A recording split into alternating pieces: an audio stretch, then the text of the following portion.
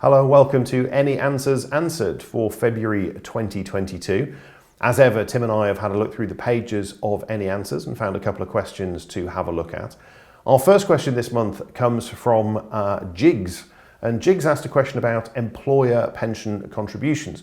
The query has come to them that a client's financial advisor has said they would like the director shareholder's wife has started working with the business, and rather than paying her a salary, they would like to pay it straight into a pension scheme.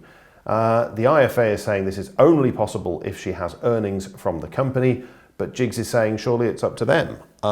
Tim, what do you think? Yes, and I can understand why the financial advisor might have said what they've said, but they're not actually reflecting the legislation and HMRC practice as you and I know it.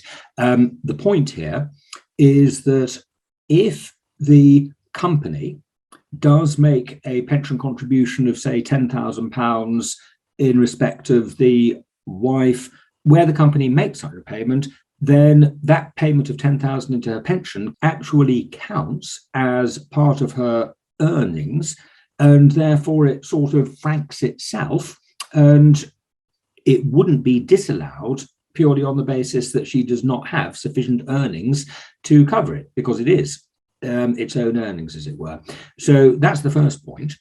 However, as one or two of the Accounting Web members who have commented on this thread have pointed out, if she's not a director, we need to take account of the national minimum wage. She has started working for the business, but we don't know how many hours she's putting in. So we do need to think about that. And there might also be auto-enrollment implications.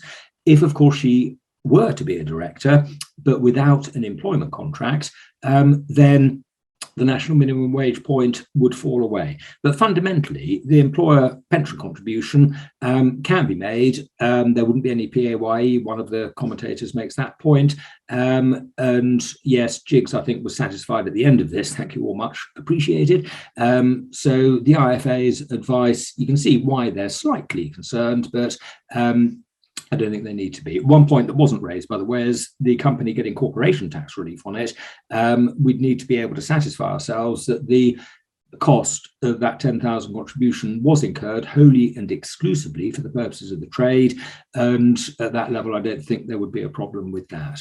Yes, I think the interaction between how pay works for directors and employees is an important one to consider. A lot of people disregard it, and that whole minimum wage issue and all sorts of things has to be factored in. So a very important thing to look at. Our second question comes from the rather interestingly named LMB17, who asks a question that actually we come across all the time, but often we don't think about it. And sometimes we just need to take a moment and just think it through. The question, quite simply, is they have a new company, 1-year-old company, and their P&L is £36,000, and they've bought a van for £8,000. Now, this is going to qualify for the annual investment allowance, so corporation tax, says LMB17, will be 36,000 minus the 8, so about 28,000. Knock off the corporation tax, you're down to about 23. But the question is, do I have to include the annual investment allowance in the distributable profit calculation or not? Clearly, this is a business that's wanting to take out rather more than they have made from a tax profit situation. So their accounting profit situation, in a way, Tim, we're into deferred tax conversations in a way. Perhaps you could give us the definitive answer. Well, we're only into deferred tax if the company is required to account for deferred tax, and I don't think it is. Presumably its accounts would be under FRS 105, and it wouldn't be accounting for deferred tax.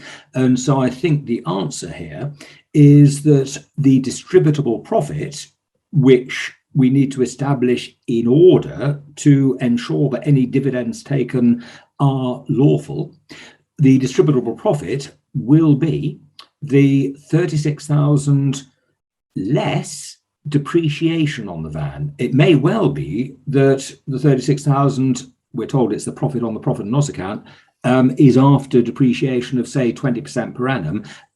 But if it's not, knock off 20%, 1,600 quid on an £8,000 van. And then that is the accounting profit before tax. Knock off the tax of 5,320, I think, and that gives us the distributable profit. And that's what we can use to support the dividend. So the fact that the tax relief on the van is accelerated by the annual investment allowance is not going to restrict the dividend distribution to the full extent. And yes, one needs to have a think about this, but let's not overcomplicate it. Deferred tax shouldn't be relevant. And I think there's a bit of discussion on that. But apart from depreciation, that's the only adjustment that we would need to make. And that is the conclusion that the various commentators themselves come to. And of course, growing up with first year allowances and should we say standard capital allowances, there was always a difference between the tax and accounting profit, but not as dramatic as the world we now live in with the annual investment allowance and of course the super deduction as well at the moment, making quite dramatic gaps between the accounting profit and the tax profit.